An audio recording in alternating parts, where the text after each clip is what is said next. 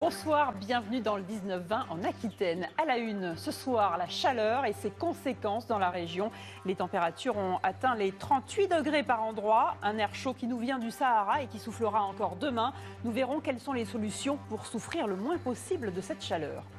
Le pari réussi de 4 jeunes étudiantes en Dordogne. Elles voulaient dynamiser leur village d'Exideuil en Périgord vert pendant l'été. Elles ont créé leur propre festival, bucolique et grand public. Avec peu de moyens et beaucoup d'envie, nous verrons que son succès dépasse leurs espérances. Et puis nous irons à la découverte du piment d'Espelette en fin de journal, une épice qui nous vient d'Amérique du Sud et qui est cultivée au Pays Basque depuis 400 ans. Nous saurons tout sur ses origines, sa production et les différentes recettes qui en découlent. Le pari réussi de 4 étudiantes en management de projets culturels. Elles voulaient faire bouger leur village d'Exideuil en Périgord vert, doté d'un magnifique château. Elles ont décidé d'y inviter des artistes de tous horizons pour plaire à toutes les générations. Regardez le résultat, plutôt encourageant pour un premier festival. Olivia Nganga, Clémence Rouer. C'est un solo de guitare original qui ouvre cette toute première édition. Rapidement, un air de saxophone s'en mêle, sous l'œil attentif des festivaliers.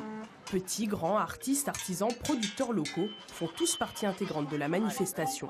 Pour les organisatrices du festival, l'idée est de créer une cohésion sociale entre les différentes générations.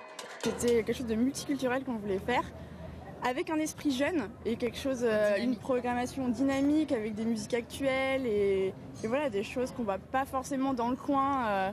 En tout cas sur Exideuil souvent, et on voulait apporter quelque chose de frais et voilà, d'intergénérationnel. Le pari est gagné, différentes personnalités se côtoient et cette formule plaît beaucoup aux visiteurs. Ce qui est marrant, c'est la première fois, c'est dans un château, c'est sympa.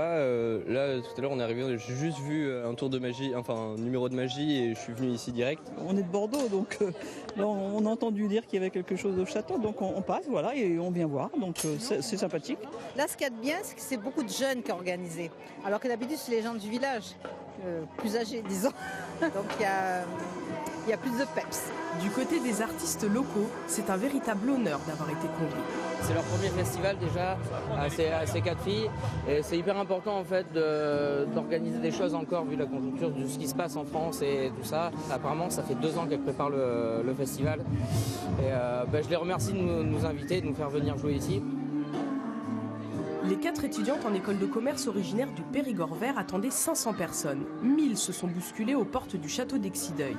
Un bazar artistique qui aura lieu désormais tous les ans en été, alors réservez déjà votre journée.